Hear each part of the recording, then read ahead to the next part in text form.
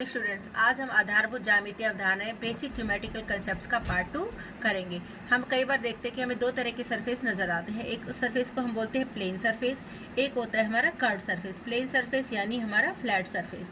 जैसे कि हम इसको इस पेज को हम देख सकते हैं, ये हमारा इसका सरफेस कैसा है, हमारा प्लेन सरफेस है।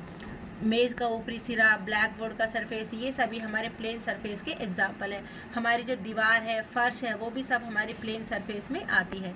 प्लेन हमारा है क्या?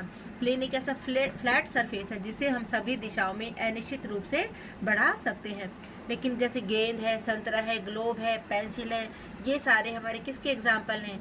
ये सब हमारे कर्व्ड सरफेस के एग्जाम्पल हैं। अब कर्व्ड और प्लेन में डिफरेंस आपको क्लियर हो गया होगा।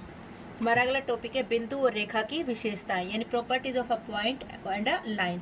हमें एक पॉइंट दिया हुआ है ए और हमसे कहा जाता है कि इससे एक रेखा खींचो, तो हमने इससे एक रेखा खींच के दिखा दिया आपको एल।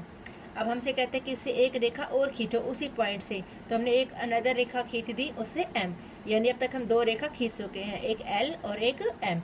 हम इसे कितनी रेखाएं और भी खींच सकते हैं इसी पॉइंट से।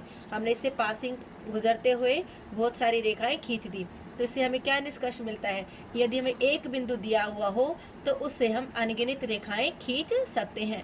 एक बिंदु से हम जितनी भी चाहें उतनी रेखाएं खींच सकते हैं। लेकिन यदि हमें दो बिंदु दिए हुए हो और हमसे कहा जाए कि एक रेखा खींचो, तो दो बिंदुओं से हम सिर्फ और सिर्फ एक ही रेखा खींच सकते हैं। अब आता है हमारा संरेखीय बिंदु, कोलिनियर पॉइंट्स। कोलिनियर पॉइंट्स या संरेखीय बिंदु क्या है? तीन या अधिक बिंदु जो एक ही रेखा पर स्थित हो। जैसे कि हमारी ये कोई रेखा दी हुई है और इस पर हमारे तीन बिंदु है ए बी सी, ये तीनों बिंदु एक ही रेखा पर है, तो इसे हम कैसे बिंदु बोलते हैं? संरेखीय बिंदु। या इस वाली रेखा पर हमारे A B C D E हमारे कितने बिंदु हैं? 5 बिंदु। ये सारे के सारे बिंदु हमारे कैसे बिंदु कहलाते हैं? संरेखीय बिंदु। लेकिन अगर इस रेखा से बाहर है या कहीं और है तो उन बिंदुओं को हम संरेखीय बिंदु नहीं कह सकते, वो बिंदु उस रेखा पर ही होने चाहिए।